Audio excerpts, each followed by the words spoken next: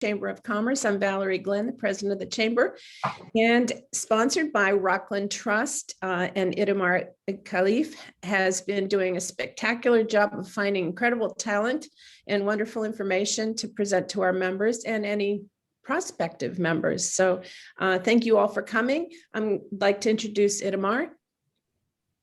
Good morning, everybody. Thank you for joining us today. We thought this would be a very appropriate topic given the times that we're in. People working from home is a process that started a while ago, but due to COVID, it kind of leaped like 10 years forward, and it made some sustainable changes to the way we do business. So I'm pretty excited to hear what Christina and her team have to say. So thanks for coming.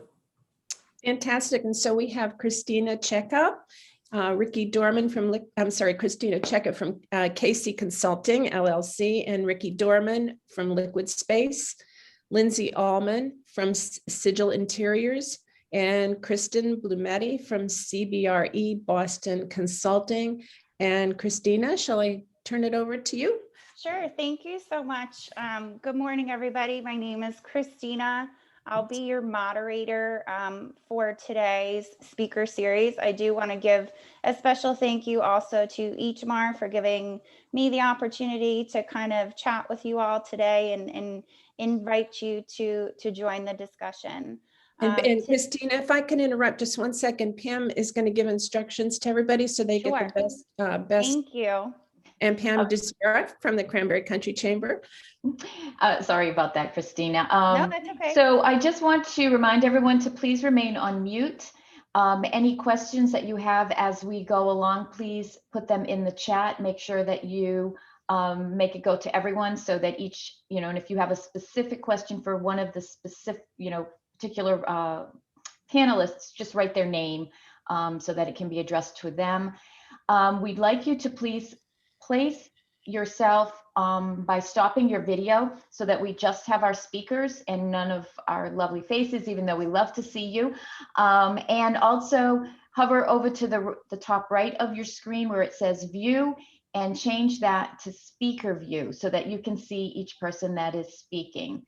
So I want to thank you for that and take it away, Christina. Thank you so much, Pam. So today's panel, we're going to be exploring the future of office. Specifically, we're going to be diving into trends within workspace planning, leasing, and overall flexibility. So I wanted to get started with some brief introductions. So I'll start it off. I am the owner of KC Consulting. It's a strategic operations consulting firm, and I specialize in on-demand facilities management and flexible workspace utilization. I bring 15 years of experience within the flexible workspace sector.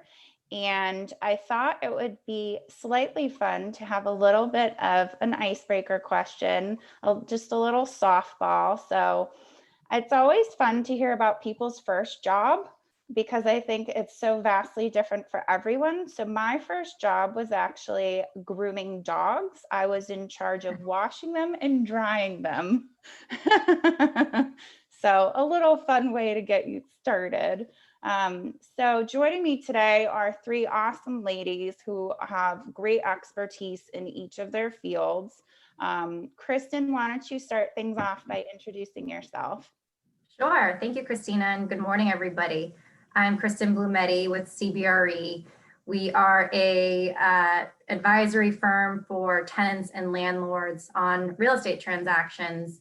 So everything from office space leasing to industrial and warehouse, life sciences, retail, et cetera. And the only thing we basically don't do is residential real estate. And that's pretty much the only question I get from any of my friends, and my parents still think that I do residential leasing, commercial space. And I've been in the business for about 12 years now. My first job was a food expediter at Paul's Diner. I was not yet a waitress. They didn't trust me with that yet. So I just brought the food from the kitchen to the waitress. Nice. You got service started early. Exactly. Lindsay, why don't you tell us about yourself?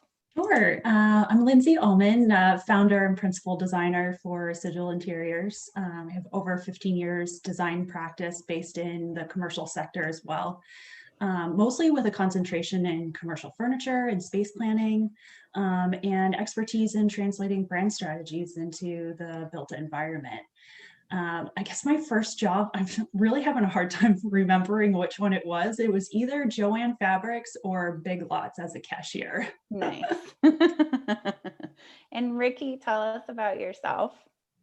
Hi, all. Good morning. I'm Ricky Dorman. I am the Director of Strategic Partnerships at Liquid Space. Liquid Space is the largest marketplace for flexible office space, and we also are a work from anywhere platform. So we work with large co-working spaces, small co-working spaces, business centers, landlords, and private businesses who are all giving space on a flexible basis. And first job, I actually worked for a repo company. I wasn't the muscle, but I was making calls telling people we were coming to repossess things. So weird first job. Awesome. Well, thank you so much, ladies. So let's dive right into this. COVID has forced many companies to re-strategize their workspace planning and utilization. Destination planning to create workspace based on function seems to be at the forefront. Lindsay, tell us more about destination-based planning. Okay, so we can look at destination-based, or as I like to call it, destination-worthy planning in two ways. One is from your standpoint of function, like you just mentioned, and the other is from the point of brand experience. And I think both are super important right now. If we strategize the existing office solely through the functional lens, we're missing the inspiration to actually travel there. And conversely, brand immersion with no functional support results in productivity loss. So at this point, we're really kind of talking immersive community centers rather than offices. And so that's a huge shift. Using that framework, destination-based planning is really defined as a collaborative workplace where employees can rally around their shared mission. On the functional side, the office has to provide support, whether that's technical or operational, and that helps ease certain tasks. So that's a destination, it's a reason to travel to the office is, oh, this sort of equipment or personal meeting space or faster bandwidth is in the office, and that's going to ease what I need to do for this day. Pre-pandemic, we were also focused on collision spaces where different teams randomly interacted and sparked creativity across disciplines. So the workplace now also needs to be a big collision space for teams that are basically otherwise working in departmental silos. Really interesting. So do you think companies that are coming to you, are they only understanding kind of one aspect or the other, and part of what you do is kind of help to educate them on how those two things fuse together? Yeah, it really needs to be a mix. You see, depending on who's kind of coming to the table with the idea or the need, whether they're operational based or more sort of focused on, the brand immersion and who they are and exciting people to come back and not necessarily focused on how the office is functioning for the people that are getting excited to come back. It's kind of saying, hey, you kind of have to take a little bit from column A and a little bit from column B in order to create a solution that's actually going to flex and work. So, without these design shifts, most employees are going to opt to work from home, and then they're going to lose that vital connection to, the root of your organization and the team innovation that happens in the office space. Really, really good point. And I mean, I think it's safe to say that remote work is here to stay. I think a great example of that is all of us are dialing in from our home offices or our dining room tables this morning. And you have so many companies are adopting kind of this hybrid workforce or flexible workspace. Does that necessarily mean that they're going to need less office space, Kristen? Yes and no. So we know most employees favor flexibility in their weekly work schedule. Believe it's about actually 86% is the cross-industry benchmark for interest in a hybrid flex schedule of 2+ days per week working from home. So with the increased appetite for flexible work and thus likely fewer employees in the office at any given time, unassigned seating environments can reduce the amount of underutilized space while also helping to increase buzz and energy in the office. However, employers will need to create a reason for employees to come into the office, as Lindsay mentioned, an experience that they simply cannot get at home. And thus will look to include and build out ample shared spaces within their footprint for community building, collaboration, of course, along with heads down focused work. And then in addition, employees will demand more legroom while at the office. I think the social distancing will be around for a while, even post-vaccine. So basically the space that you save by implementing mobility will be somewhat offset by the increase in collaborative space and dedensification. So basically the more highly flexible your organization runs, the more space you are able to save. And as far as the social distancing, do either you, Lindsay or Kristen, do you think that the social distancing is going to be that 6 or 10 feet in between every workstation, or how is that kind of thought about when you're looking at especially these open floor plan designs that were kind of the thing that every company was applying within their space? Are you now going to design 6 feet apart from each other, or what are your thoughts on that? So if we're looking at, the typical sort of benching application pre-pandemic, everybody was really at 5 feet. Like elbow to elbow. Yeah, call centers were 4 feet. So that's going to be interesting. I don't think call centers are going to go back, but we'll see what happens with that. But, if we look at the, benching typical being 5 feet, that's actually less than, what's recommended in terms of, your social distance from people. And so I think in those scenarios, we're looking at more free address or staggering which desks people are using, especially on a short-term basis, when people are just coming back to the office before people have any sort of opportunity to fully reconfigure the way that the office is designed, that want to kind of test things out. It's really kind of spacing everybody out every other desk really, and staggering, especially on either side of those dividers. Putting in, dividers, there's a whole bunch of product that are out there that can help put up some screen and division to kind of help that in that case too. But I really think it's going to be either free address or really staggering the way that people are sitting in things. Also, collaboration spaces, if we look at some of the smaller conference rooms, you're really only going to be able to put half the amount of people in a space if you want to abide by those rules. So not only do you have capacity with your benching, but you also have a lower capacity with the meeting spaces that you already have. So kind of along that same vein, Lindsay, as companies are bringing their teams back on a hybrid basis, what are 3 short-term strategies to retool their existing workspace that you would recommend to be able to provide maximum effectiveness for these strategies that we're talking about? So one of the things, the first most important thing is really to talk to employees. The employees are going to be the center of what happens going forward in the office, rather than, solely just function-based and workplace-based planning. Employees are, especially a part of a hybrid model, are going to be asking themselves on a daily basis, where will I be most productive today? So putting in the research and taking stock of the support that individuals and teams need is going to be super crucial. Secondly is taking stock of your kit of parts. So you found the driving needs that are kind of driving your employees and your teams. Now what spaces, technology, furniture, and equipment do you have that currently meets those team needs?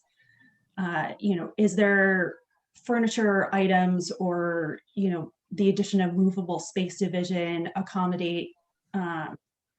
can accommodate a wide range of alternate needs? Do you have pieces that can kind of be moved around and reworked? Being creative with what you have and possibly adding a few new pieces that support flexibility and user engagement could maximize your effectiveness without doing a complete overhaul. And then third is really kind of looking at, especially in the hybrid model, partnering with user experience design. We're seeing a little bit of this with reservable conference rooms and kind of tech in the office. But going forward, touchscreen tech isn't sanitary enough. And having to be in the office to reserve communal space is no longer viable, especially in that hybrid model. So, it could be as simple as, using your Outlook to reserve a conference room, or, as involved as investing in an employee portal for resources through your website. Encompassing your remote workforce will be vital to keeping that connection. So, making sure that your tech in your office is functioning. It's no longer going to be viable to have, we're having, tech issues in our conference room, or to have that one person that's always in the office that gets called to kind of set up the tech, for the next conference or presentation. So it's going to have to be extremely user friendly and fully functional every single time you have to go to use it. Awesome. And I think to your point, number two, I think one of the tools that people overlook a lot when they're doing this kind of planning and rethinking things is you've got to visualize things. You've got to have a rendering of some kind, and really ensuring that you are engaging with a professional, or your facilities person is engaging with a professional. I think visually seeing layouts and understanding distancing of things, it's great to have another set of eyes looking at those challenges. So just kind of my personal advice too, I think looking at that from a rendering perspective is super, super helpful for companies. Yeah. So let's pivot a little bit from, which I hate using that word. We need a new word for 2021 other than pivot, because it's like, it's the new word for everything. So from workspace planning and utilization, let's move on to the actual transaction of workspace. So we know that COVID has certainly slowed down new transactions and forced companies to really reassess not only their short-term, but their long-term leasing strategies to support whatever their new hybrid workspace model is. Kristen, what are some of the lease and sublease trends that you've been seeing within the market? Sure. So I'm going to throw another buzzword at you, and that's flexibility. COVID has obviously had a very interesting impact on commercial real estate.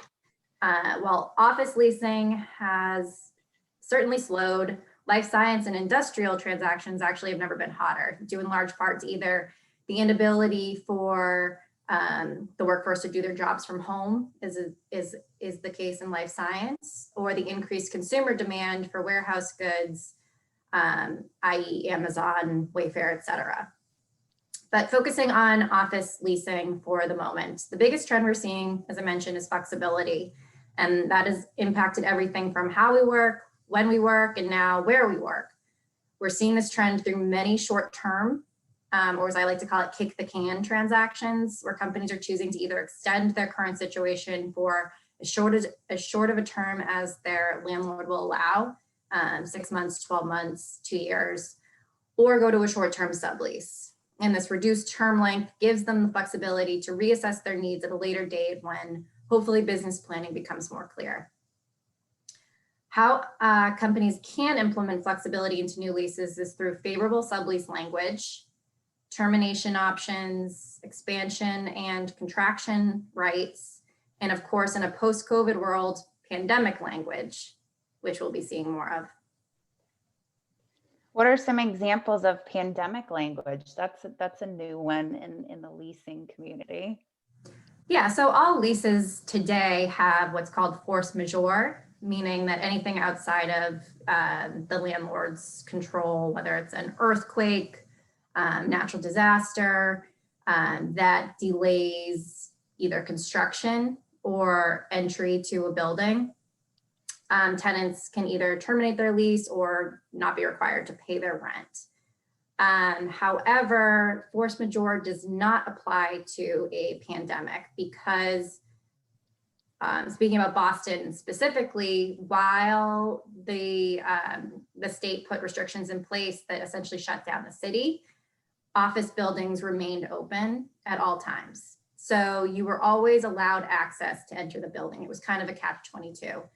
So you were required to pay your rent or risk being in default. So now we will see new language included in leases that in the case of a pandemic or otherwise economic shutdown, tenants, in the case of a construction project, their rent will be delayed until the construction can pick back up again. Okay, so it sounds like if people are looking at their leasing, whether they're coming up on renewals or negotiating something, flexibility is our new word of the day. Yes. Awesome. So since the onset of this kind of work from home changeover, we've heard the term hub and spoke quite frequently within various market updates. What does hub and spoke mean? And what do you think the actual short-term and long-term impacts of this concept will be? So hub and spoke is not a new term. It simply refers to a business having multiple office locations within a defined radius, with the hub being the centralized location, whether that's downtown Boston, and then the spokes being the secondary locations, maybe out in the suburban, maybe a north, west, and south outspoke. COVID was obviously something unprecedented. So in the early discussions, we talked a lot about this model as a way to give employees more flexibility to choose where they want to work if they feel uncomfortable going to the hub location because of either safety concerns or shutdowns. As discussions and frankly our understanding of the pandemic evolved, has become less ideal as it just further disperses your employee base and thus lessening the chance of that organic and spontaneous face-to-face interaction. As we've discussed, remote work is here to stay, and employers will be faced with creating an office environment that is purpose-built in an effort to draw employees in for collaboration and fostering culture. Ricky, what are your thoughts on that, on the hub and spoke? Yeah, so we think, and what we've been saying is short term, there's going to be a lot of experimentation. People are going to be trying a lot of new things and collecting data around what they're doing and what's working and what's not working with their employees. So we think there's going to be a lot of workspace innovation at this time, a lot of innovation within commercial real estate to accommodate these companies. And initially, we're going to see a lot of companies sitting on the sidelines, waiting for things to settle.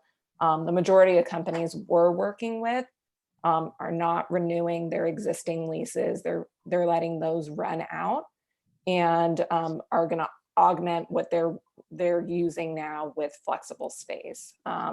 There's just too much uncertainty now, and they don't want to sign another lease. They just want to see what happens and settle. So I think short-term companies are going to reduce their real estate needs. They're going to set up smaller hubs and then those spoke locations that are in suburban markets.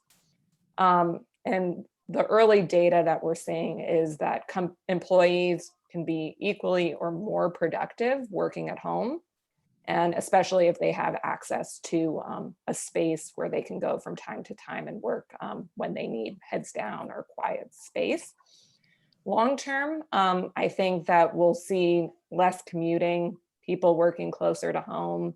There can be impacts around less reducing carbon footprints. It's better for the planet if people aren't going to these offices that are maybe hours away from their home. Also, less stress on our public transportation systems. Not everyone needs to commute at the same time. People can work when they need to. I live in the Bay Area, so San Francisco Bay Area. So our BART transit was terrible. Everyone was trying to get into the subway at the same time. So if people are working Mondays and Wednesdays and other teams are working Tuesdays, Thursdays, I think that will just be better for everyone in the long term. And another long-term effect we are seeing is that companies will be able to tap into a bigger talent pool. People don't need to go into that one office space. They can live anywhere and work remotely and come in from time to time. So really exciting time. I think companies are going to try a lot of different things. We're going to see what works, what doesn't work, and different companies have different cultures and different things can work for different people. I think that's a great point too. And a lot of the conversations that I've been having within market, I think the interesting thing is looking at the frequency with which people are going to be kind of assessing how things are going. Whereas before, you might have had a company kind of rethink and retool workspace when their lease renewal came up or something like that. And this is forcing people to kind of implement a hybrid solution, but then maybe take the temperature of that more frequently and get the feedback from their team members, as you guys have all touched on. That's a much more frequent interaction, I think, looking forward than we've seen kind of pre-COVID. And certainly, kind of to Ricky's point, co-working and flex space definitely comes into the equation when we're thinking about this hub and spoke concept. How does, you touched on it a little bit, but how does the flexibility of that co-working flex industry impact the future of a company's outlook in leasing space selection? What are your thoughts, Kristen? I know Ricky was giving us some of her outlook in the previous question.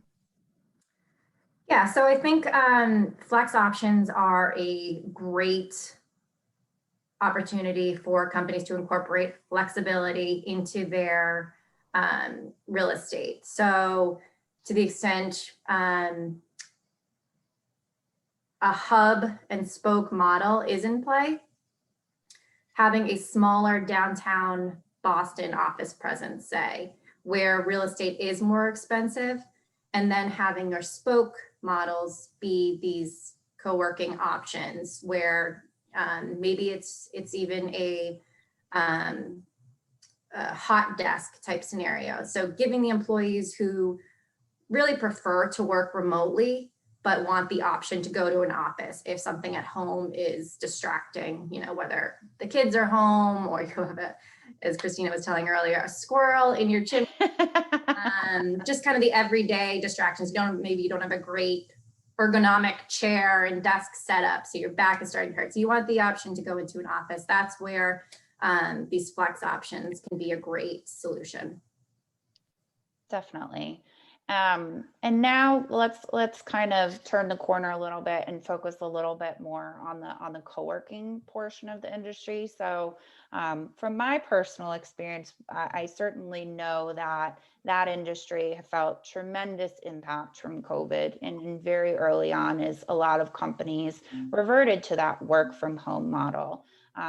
As Kristen and Ricky have noted, there's certainly still a need for work from home alternatives, whether it be to escape your kids going to school at home or a squirrel in your chimney, like I had at the end of last week. Ricky, how have co-working providers shifted their strategy, whether it be layout, amenities, community engagement, to keep providing value to their members? We have seen is that utilizing more flexibility, so more on-demand spaces is what a lot of co-working spaces have been offering. Typically, people were selling memberships for the month or longer, or desks or office space. And now they're letting people into the space for the hour or the day, or and allowing them access to meeting rooms, even if they're not members. Liquid Space is a tool for that. And we had seen employees from large companies without the permission or payment from their employers just booking space because they needed to get out of the home. So we would see their email addresses and be like, oh, are you interested in booking? And they would be like, I just had to get out. No one approved this. I just need to leave my home. Another thing Kristen noted was that those spoke locations are suburban locations. Most of the co-working, or a lot of the co-working providers we had worked with had downtown CBD locations, and more of them are looking to expand to those suburban markets to meet the needs of people that are working closer to home. So we do see that idea of a growth in the co-working industry and looking to expand their portfolio into a suburban market to meet those needs. Regis and WeWork are both looking at those markets, but as you said, it has been a difficult time for co-working locations to keep members, but as people return, we do see them utilizing more flexibility than just the monthly memberships and desks. So I think a lot of providers, one of the things that they sold on was kind of their environment and their networking events and kind of beer on tap and all of these amenities, whether they're millennial driven or more established companies. How have the companies that are still successfully kind of converting memberships, how are they engaging with their community in a virtual capacity? What have you been seeing? Yeah, we've been seeing companies or that people hosting virtual happy hours, putting together speaker series or webinars for their communities, and then a lot of just hunkering down and hoping that they make it through the storm and that they are able to keep and retain members, and then hoping people will come back after the pandemic.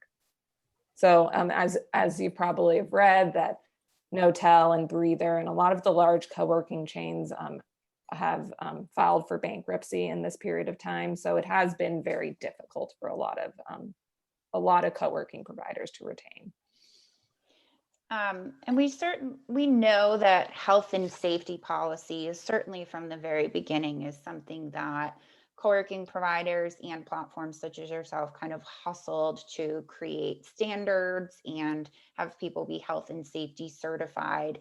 Kind of taking that to the side, what would you say are two other things that companies should look for or ask questions about when they're engaging with a co-working provider? Certainly we know flexibility is the word of the day, but what else would you recommend?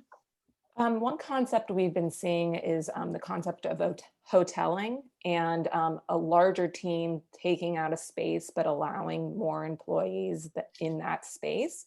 So a team would take out a space in a co-working space for 10 people, knowing that their employees aren't going to be coming every day, and allowing their employees to reserve that space amongst a group of 50 or 100 people.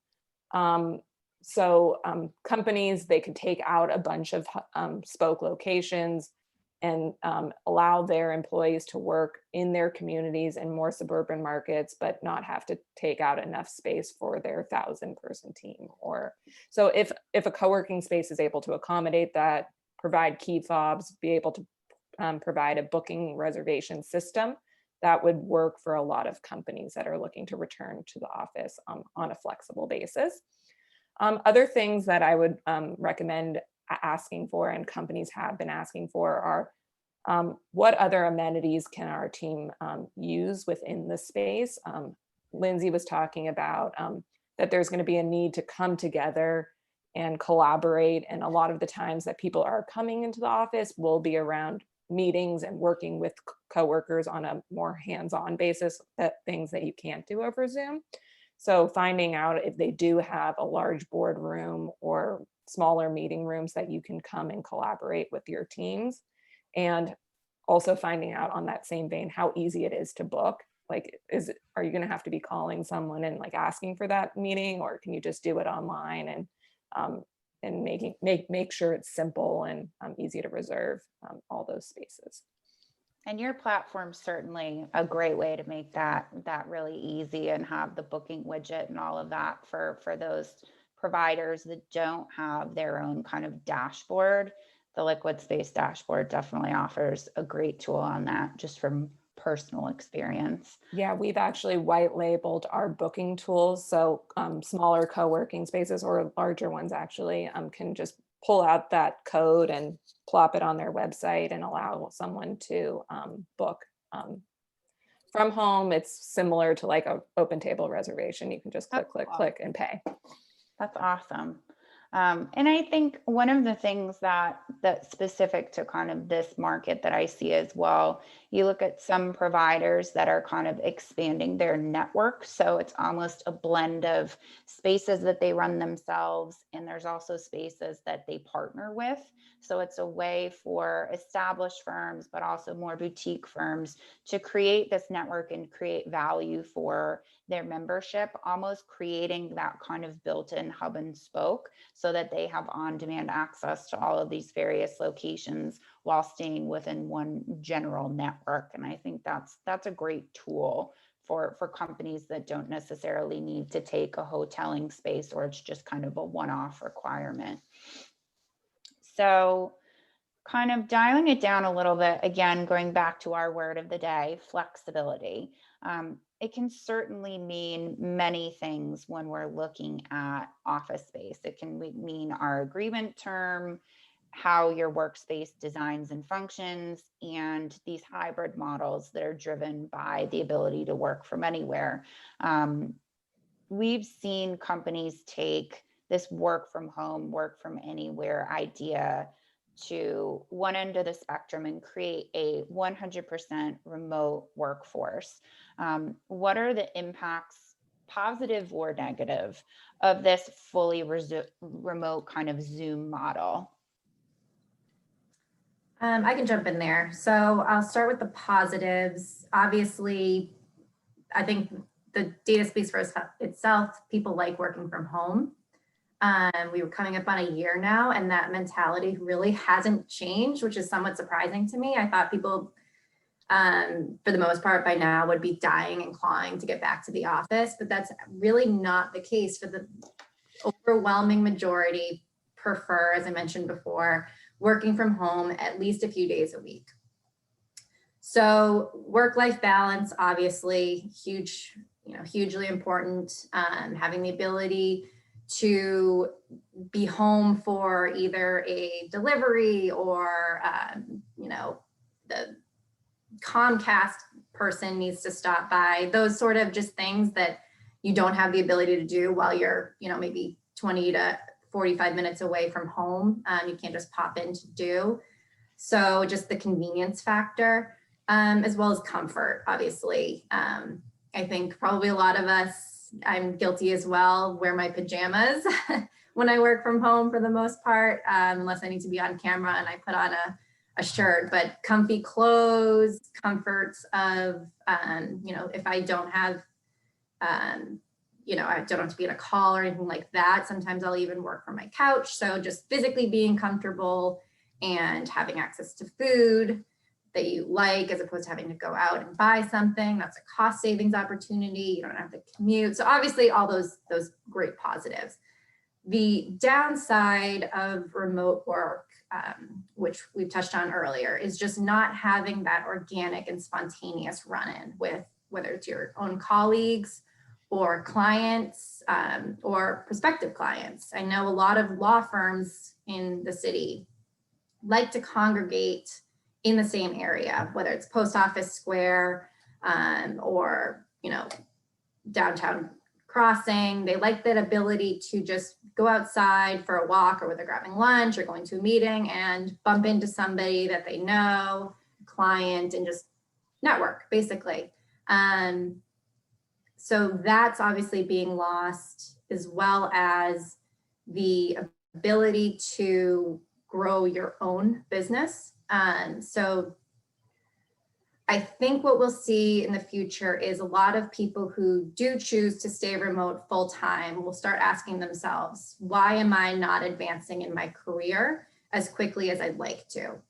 And I think the answer to that is because sight and being seen is critically important, as hard as that is to admit to ourselves sometimes.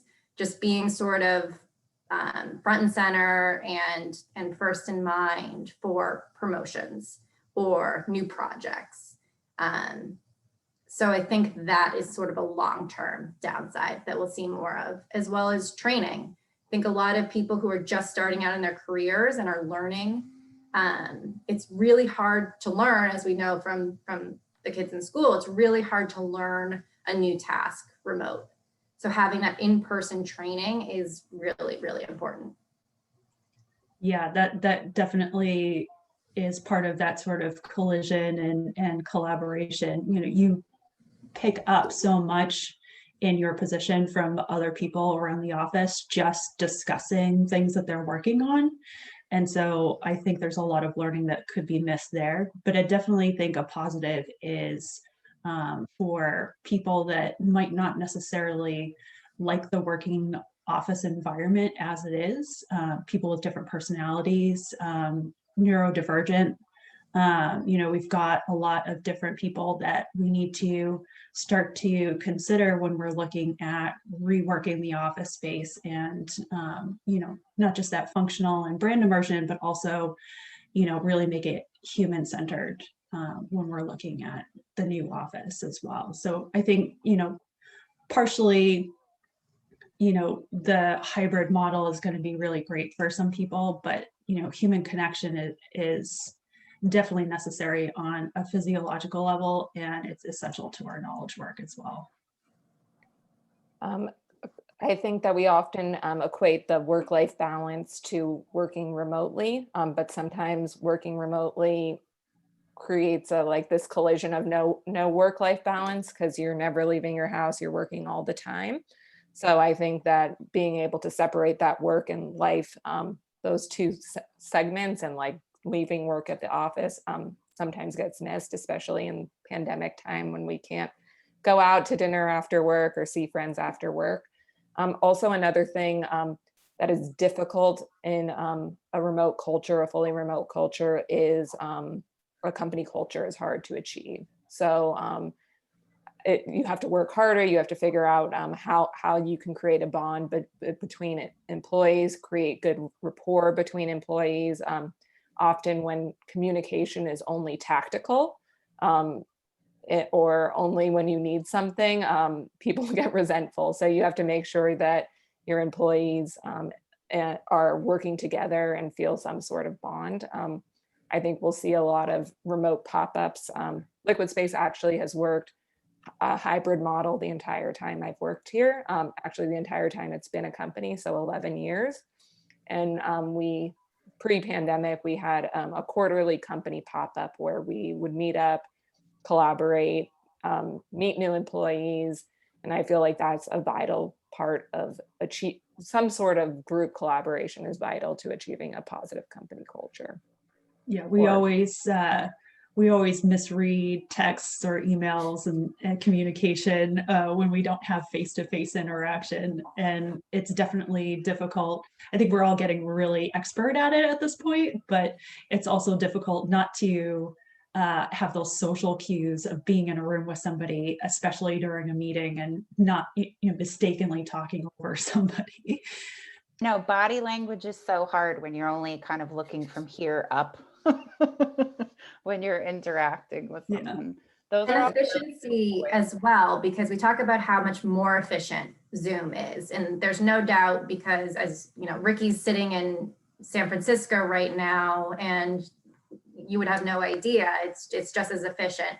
So you could have a meeting with Ricky at 9 a.m. and you can have a meeting with somebody in Dallas at 10 a.m. and you can have a meeting with somebody on the East Coast an hour later. So that efficiency is a huge benefit. But the downside of that efficiency is, if I need to have a conversation with my coworker, who normally I would just pop into their office, ask them the question, be on my way.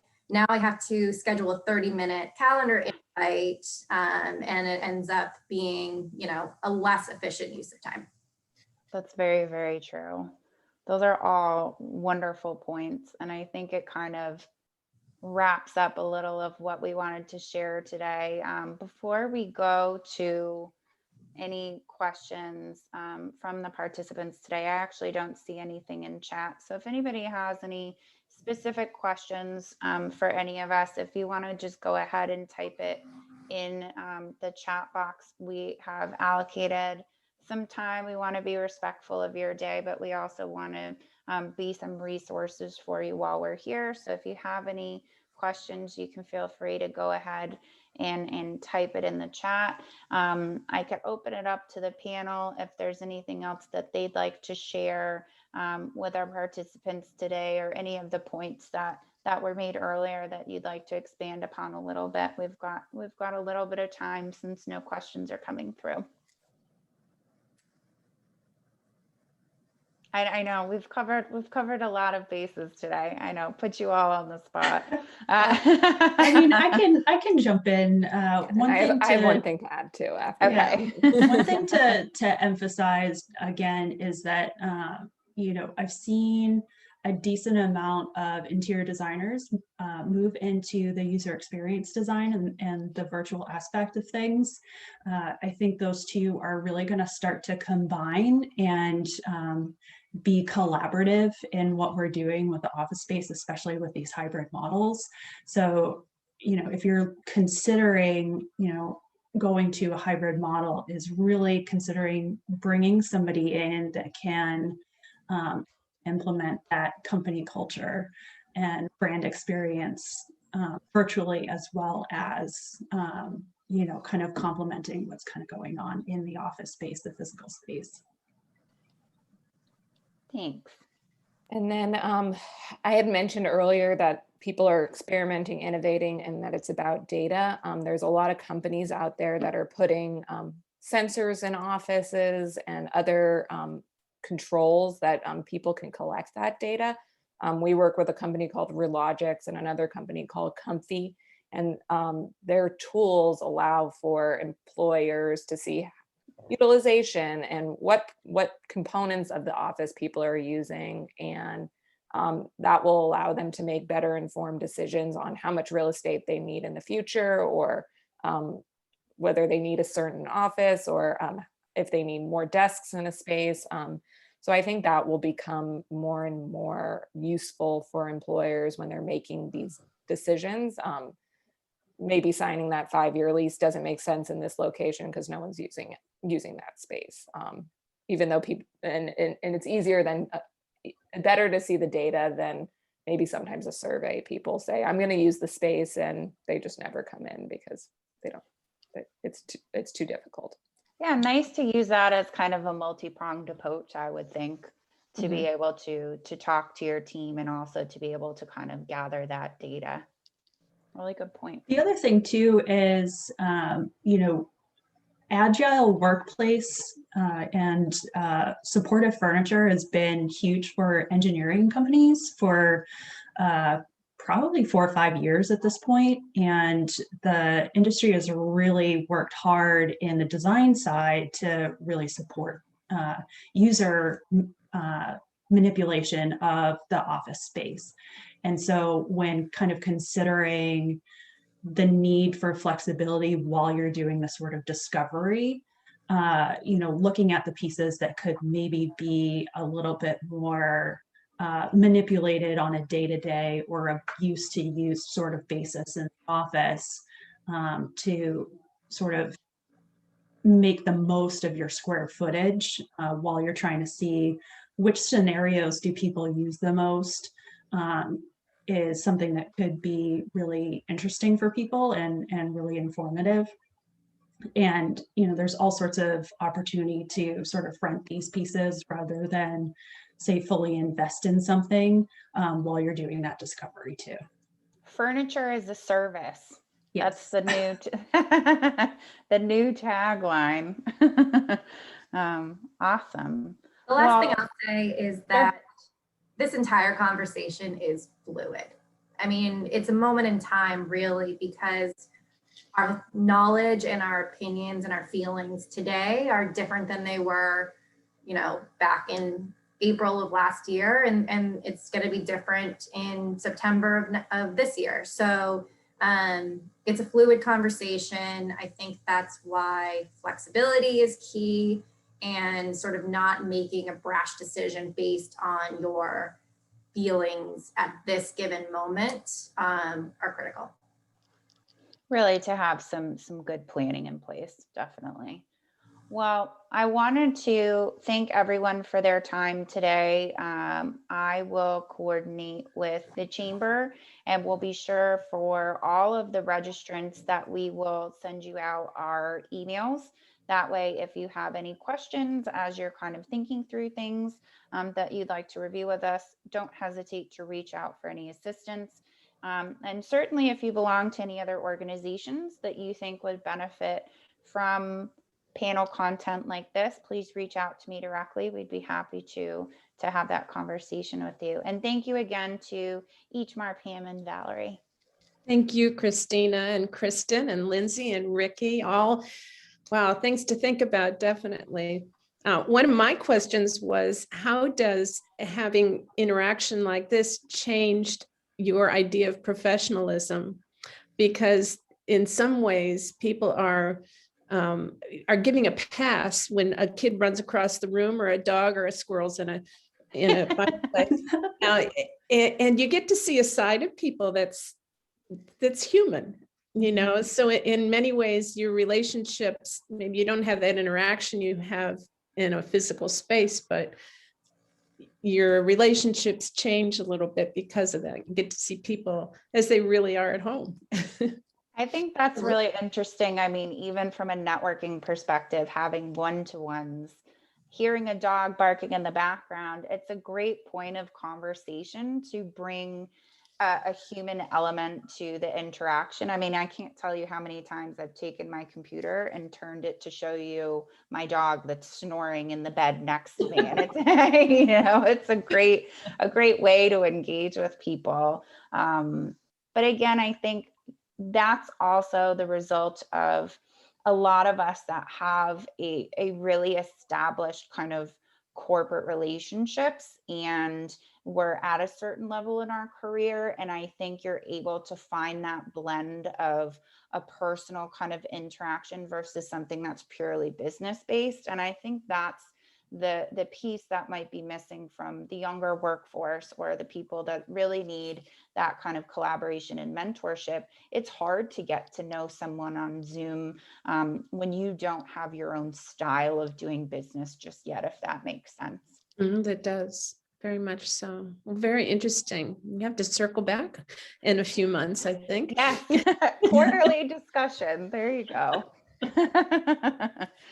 Very well done. Very well done. Thank you, all of you.